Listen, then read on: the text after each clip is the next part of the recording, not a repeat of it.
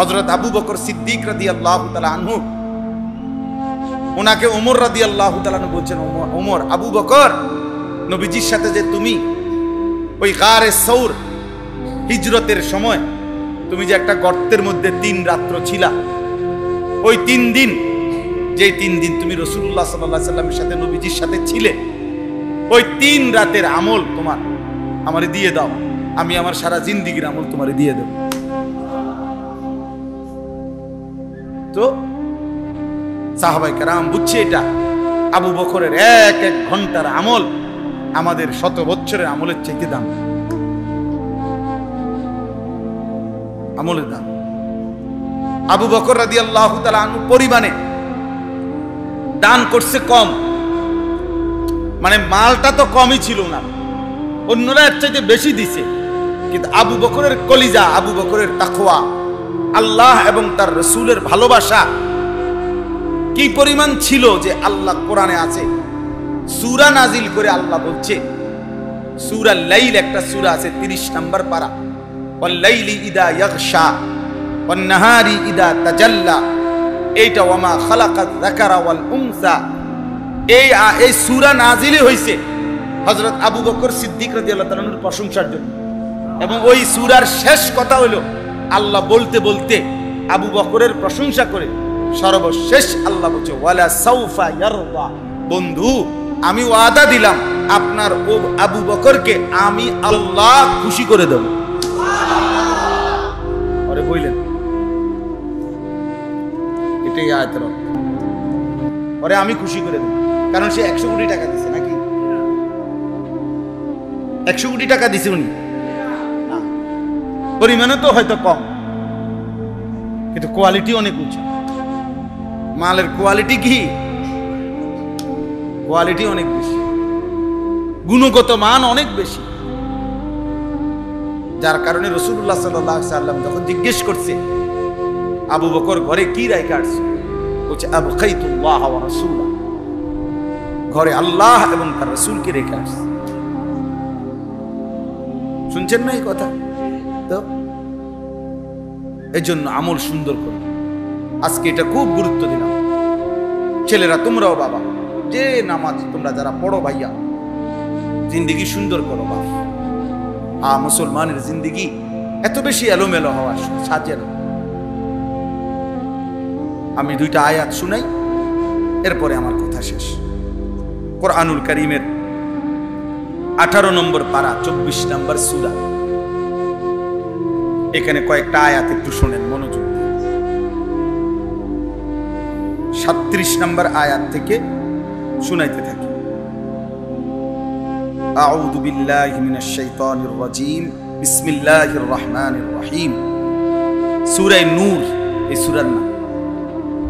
আমি যেখান থেকে পড়তেছি আল্লাহ তাআলা বলেন, রিজালুল লা তুলহিহিম তিজারাতুন ওয়ালা বাইউন আন যিকরিল্লাহ ওয়া ইকামিস সালাহ ওয়া ইতাইজ যাকাহ ইয়াখাফুনা ইয়াওমান তাতাকাল্লাবু ফীহিল কুলুবু ওয়াল আবসার।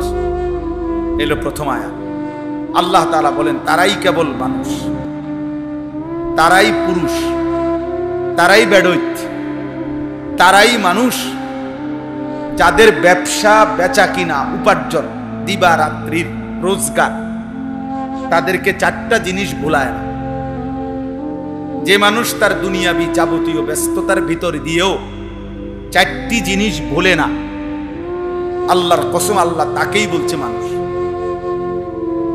ওই মানুষ কয়টা জিনিস? আমরাও কথায় কথায় বলি তে একটা বেড়ায়, বলে না তে একটা বেড়ায়, বেড়া হইলে এরম বেড়ায়। এই আল্লাহ বলেন ওই বেটা, রিজাল, সেই পুরুষ, সেই মানুষ, লা তুলহিহিম তিজারাতুন ওয়ালা বাইউন, যাদেরকে গাফিল করে না তাদের ব্যবসা এবং বেচা কিনা। মূলত তাফসীরের মধ্যে আছে নবী সাল্লাল্লাহু আলাইহি ওয়াসাল্লামের সাহাবায়ে কেরামের অধিকাংশই ছিল ব্যবসায়ী, ফলে ওনারা তো কেনা বেচার কাজেই বেশি ব্যস্ত থাকতেন। আর ছিল কৃষি, মানে খেজুর আঙ্গুরের বাগান, কৃষি।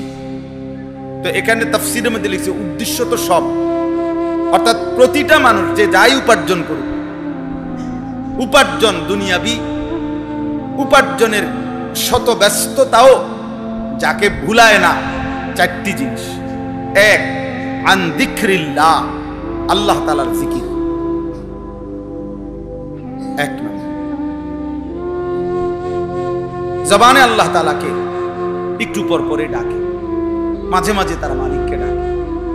কখনো বলে সুবহানাল্লাহ, কখনো পড়ে আলহামদুলিল্লাহ, কখনো পড়ে আল্লাহু আকবার, কখনো বলে লা ইলাহা ইল্লাল্লাহ, কখনো বলে লা হাওলা ওয়ালা কুওয়াতা ইল্লা বিল্লাহ, কখনো পড়ে সাল্লাল্লাহু আলাইহি ওয়াসাল্লাম, কখনো পড়ে আস্তাগফিরুল্লাহ আস্তাগফিরুল্লাহ।